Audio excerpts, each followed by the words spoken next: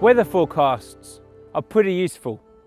They help us plan when to have that picnic, when to take the suntan lotion, and more regularly, when to take the brolly. The Jews were experts at predicting the weather. When clouds came in from the Mediterranean, they knew it was going to rain. When the wind blew from the desert, they knew it was going to be hot. They were experts at predicting the weather, but they weren't so good at predicting the signs of the times. You see, a crisis was on the horizon for the people of Israel. Jesus had spoken about it time and time again. He'd also spoken about the kingdom of God being at hand. He was calling people to change their ways, and his message was divisive.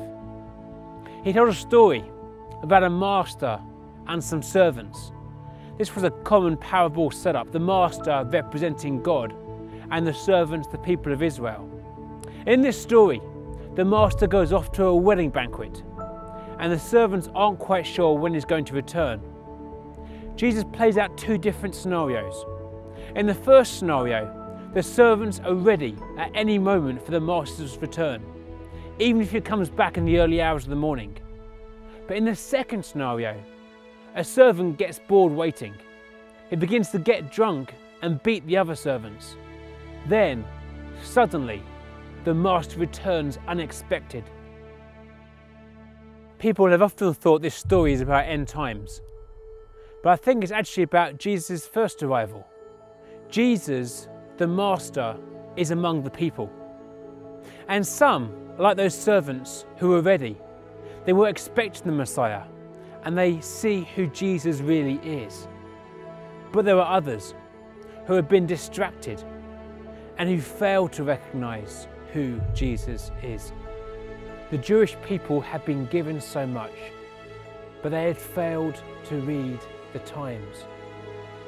The crisis was on the horizon, and they were failing to change their ways. Jesus says, "From those who have been given much, much will be expected." The story of the master and the servants is quickly followed by another story that Jesus tells about two men on their way to court to meet a judge. Jesus challenges the crowd that these two men should sort out their issues and come to an agreement before meeting the judge.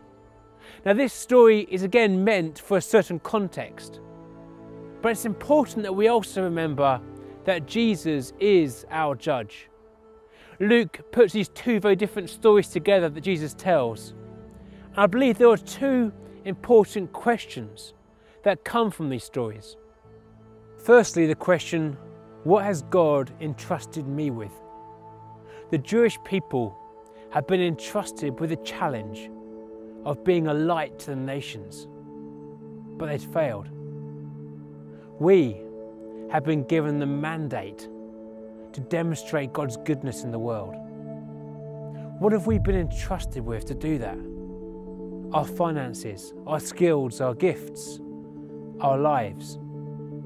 We need to be accountable for what we have. Secondly, I'm challenged to always ask the question, what is God doing?